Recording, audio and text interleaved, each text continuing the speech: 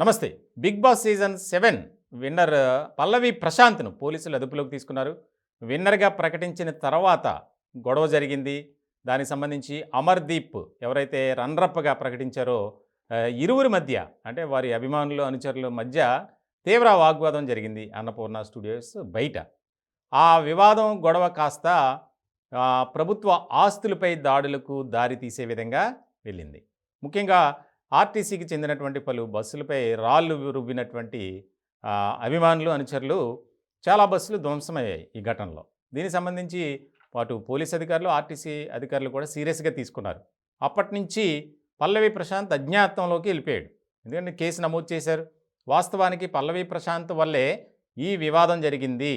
అక్కడ గొడవ జరుగుతున్నటువంటి సమయంలో పోలీసులు సముదాయించి సద్దుమణిగేలా చేసి పంపించేశారు. కానీ మళ్ళీ కొద్దిసేపటికి ఆయన వెనక్కొచ్చాడు. దీంతో వివాదం మరింత ముదిరింది. ఇలాంటి క్రమంలో అక్కడ రెండోసారి రావటం, అలాగే వివాదం పెద్దదవ్వటానికి ఇతనే కారణమని భావించినటువంటి పోలీసులు పలు సెక్షన్ల కింద నాన్ బెయిలబుల్ కేసులు నమోదు చేశారు. ఇలాంటి సందర్భంలో అతను ఎక్కడికి వెళ్ళాడో తెలియదు, అజ్ఞాతంలోకి వెళ్ళిపోయాడు. పోలీసులు గాలించే క్రమంలో ఆయన సిద్దిపేట జిల్లా కోల్గూరు ఆయన సొంత గ్రామం అది. అక్కడ పోలీసులు అదుపులోకి తీసుకున్నారు.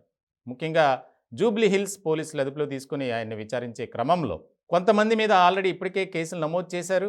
దానికి సంబంధించి కారు డ్రైవర్లను ఇద్దరిని అదుపులోకి తీసుకున్నారు. అలాగే ఇందులో ఏ1గా పల్లవి ప్రశాంత్ ఉంటే ఏ2గా మనోహర్, పల్లవి ప్రశాంత్ సోదరుడు, ఏ3గా వినయ్, అతను ఫ్రెండ్. సో ఇలాంటి సందర్భంలో చాలా కీలకంగా మారినటువంటి అంశం. ఎందుకనంటే ఒక వివాదం పెద్దదవటానికి, అంతేకాకుండా ప్రభుత్వ ఆస్తులపై దాడులు చేసే విధంగా అది టర్న్ అయింది. సో ఈ నేపథ్యంలో పల్లవి ప్రశాంత్ని అరెస్ట్ చేశారు. ఆయన పల్లవి ప్రశాంత్ కోసం అంటే యాంటిసిపేటరీ బెయిల్ కోసం ఒక హైకోర్టు అడ్వకేట్ పోలీస్ స్టేషన్కి వెళ్ళినటువంటి క్రమంలో ఎఫ్ఐఆర్ కావాలని అడిగారు.